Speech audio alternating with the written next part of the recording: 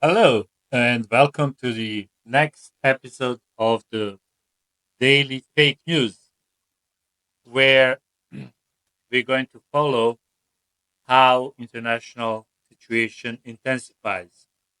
And something big in this episode, big change is being rationalized on geopolitical stage, something I kind of predicted from earlier on, that basically is Europe leaving US sphere of influence. And in my opinion, that's going to bring that situation we had before First World War in Europe, kind of equilibrium of local European powers. But let's hear the news from Colonel Douglas McGregor. Understand that Germany, once the scientific industrial giant of Europe, is on its knees. In economic and scientific industrial terms, Germany is in ruins. Its population is on the long road to poverty and despair because cheap energy is no longer available to Germany. Oh, the Germans can buy our energy, but the cheap energy they need, which would come from the Middle East and Russia, is no longer at their disposal. And at the same time, the Germans, like the French and others, want to trade with China. And this is another alternative to what the United States wants, which is to obstruct trade with China, obstruct trade with Russia, and to effectively foment discontent and misery and despair all along that red line to prevent it from working effectively.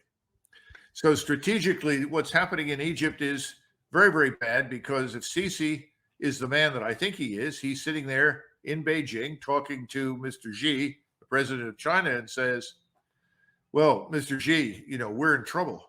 Egypt is in crisis. We could well be at war in the near future with Israel. Can you help us? Would you help us? Will you invest in us? Can you be an alternative to the support that we've had from time to time, about $3 billion a year from the United States? And I think the answer he's going to get from Mr. Xi is yes. And I think that the Saudis, who are now talking about investing in that Iranian port along with India, which is nothing short of a monumental strategic game changer in the region, are right on board with General Sisi, as is or as will be the United Arab Emirates.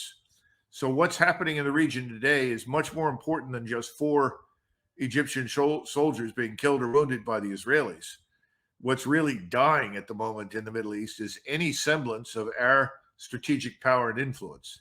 We Yeah. are now entirely isolated with Israel in the same rowboat with Israel in this ocean of hostility and hatred. No one trusts us, no one believes us, and everyone wants to do business in spite of us.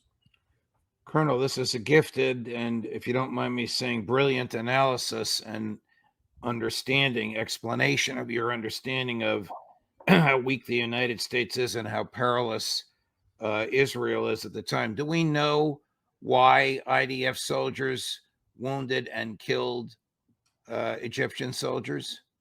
I don't know. And quite frankly, if you listen to the Israelis, they'll say any number of different things. Oh, this was an unfortunate accident. This was unanticipated. All right. We were compelled to act in our self-defense. Everything is always about self-defense. All right. Just like their slaughter of 45 people in a tent over the weekend was in Rafah was, in their view, an unfortunate accident. Well, How dangerous? I'm glad that you mentioned that, Judge, because the backdrop for everything we're discussing strategically is something else that's happening. The other strategic sea change is the sudden decision in Germany, for instance, in Berlin, to say that if Mr. Netanyahu comes to Germany because of the International Criminal Court, he could be arrested. Now, Mr. Macron in France has also said the same thing.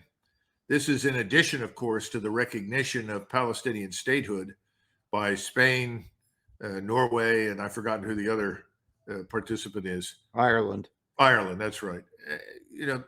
Things are moving in directions that no one thought were possible. And 20 years ago, I don't think they were possible.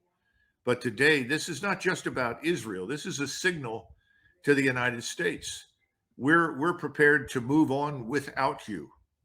Here's something that you might have thought not possible or feasible recently. Here's the Saudi foreign minister on Israel does not get to decide whether or not there will be a Palestinian state. Take a look at this, cut number 1.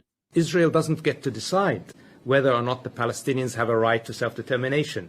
This is something that is enshrined in the United Nations Charter. It is something that is enshrined into international law.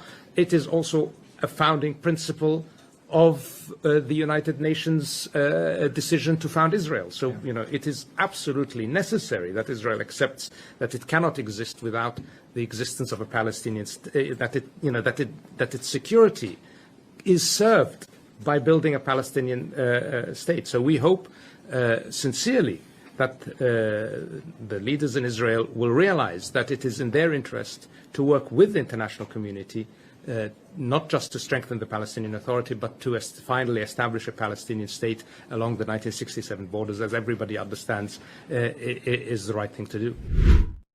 For October 7th, he and Mohammed bin Salman, his boss, and Prime Minister Netanyahu were about to sign documents to normalize relations between Israel and Saudi Arabia.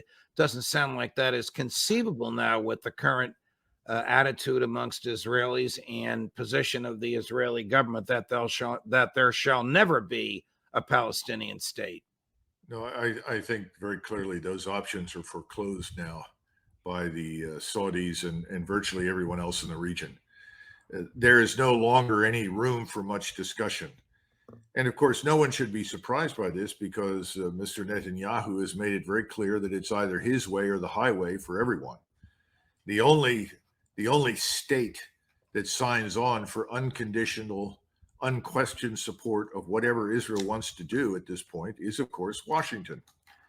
And what people on the Hill don't understand is that the rest of the world thinks differently about its interests.